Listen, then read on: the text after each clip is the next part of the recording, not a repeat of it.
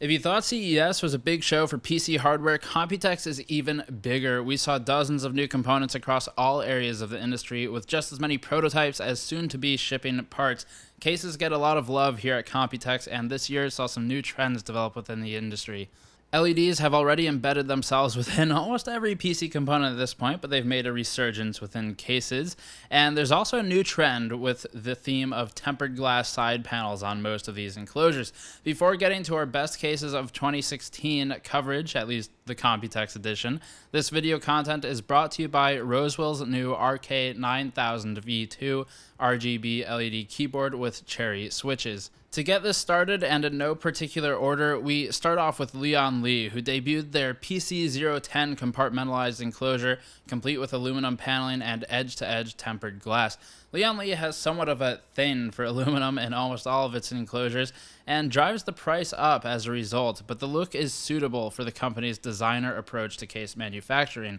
The PC010 has a full tempered glass side panel on the left side, a half panel on the front, and a tucked away PSU and cabling compartment on the rear side.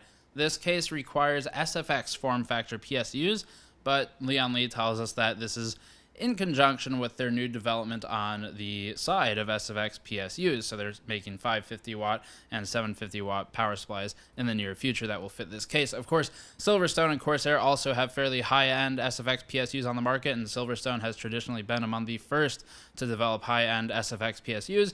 But the PC010, let's get back to that. It's got USB Type-C connectors, 4 3.5-inch hard drive slots, and 2 2.5-inch SSD slots in the rear compartment.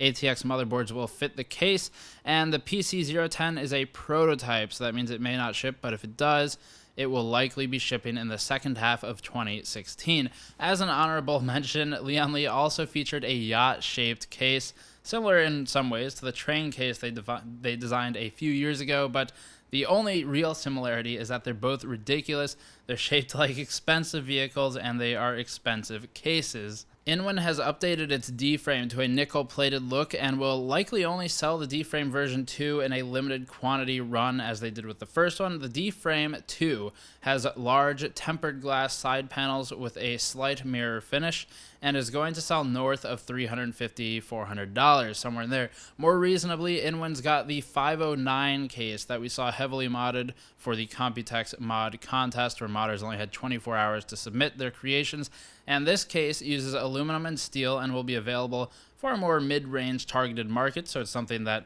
most users will actually be able to buy rather than the D-frame, which is really a bit of a luxury type case.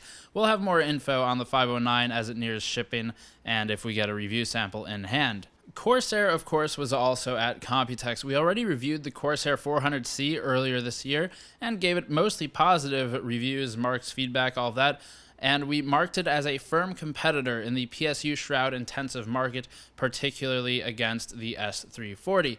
Corsair has now begun shipping a white version of the 400C, which we're only including here because the white actually looks good on this case. The case itself is not new, but the white does look good. Few case manufacturers are able to pull off a white paint without mixing and matching shades across panels, but Corsair's done it well with the 400C, and you can check out our 400C review for more info on this case, along with thermal benchmarks and objective reviews. And then there's Bequiet. Bequiet has established its marketing language as, quote, quiet and quality, as seen in our case vendor battle video. The Darkbase 900 is one of the best built cases we saw at the show, while still remaining semi-affordable for the enthusiast market. The DB900 is priced at $200 for the non-pro model or $250 for the model with tempered glass, a quick charger, and a PWM-enabled fan hub. Either way, it's a full tower enclosure that mostly uses steel, supporting multiple 420mm radiators and including 3 140mm fans stock. Bequiet will use the new Silent Wings fans for this enclosure, which will be available 3 months ahead of the official launch of the case.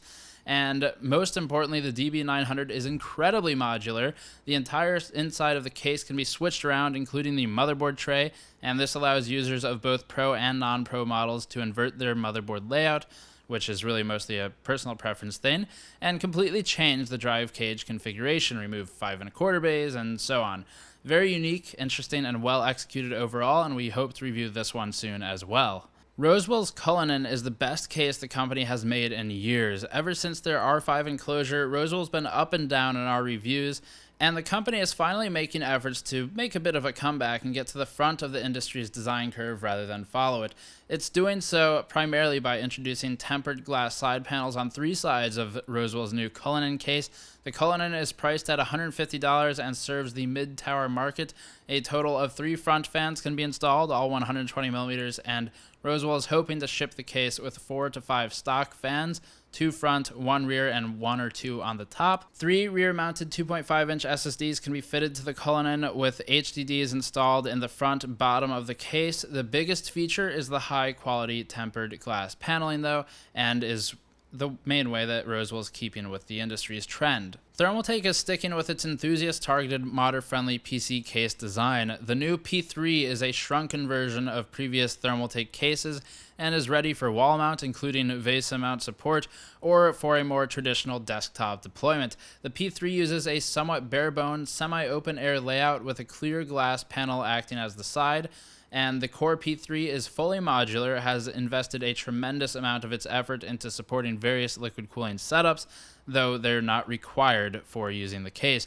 The case has a built-in PCIe riser cable for users who want to showcase the faceplate of their video cards, offering a unique layout for one of the flashiest components. Silverstone makes a big showing at Computex every year. This year, we've narrowed down the selection to focus on Silverstone's new Primera case, the PM01, which might please NZXT Phantom lovers as a newly styled, updated version of an old design. The PM01 uses an almost alien-looking top panel design, retains Silverstone's usual focus on function with careful airflow pathing, and hosts 3 140mm front intake fans, 1 140mm rear exhaust fan, and supports up to a 360mm radiator in the top. There's an 8-plug fan hub on the rear side of the motherboard tray, which uses a PWM header so that fans can still be controlled by the motherboard. 2 2.5-inch SSDs are supported natively, with an extra 3 2.5-inch SSDs supported in other locations throughout the case, mainly by stealing from the 3.5 HDD cages in the bottom. The case also uses Velcro cable ties, one of the few things we liked about the Phanteks P400, making cable management easy and more reusable, and there's an RGB LED switch on the white model, or just red LEDs on the black model. The price is $110 for this case. As for honorable mentions, Silverstone's finally bringing their RL05B to market, which we saw at CES. It's a $60 mid-tower budget case, and it's positioned as a fierce competitor in the mid-tower with PSU shroud market, including the fight against the 400C and S340.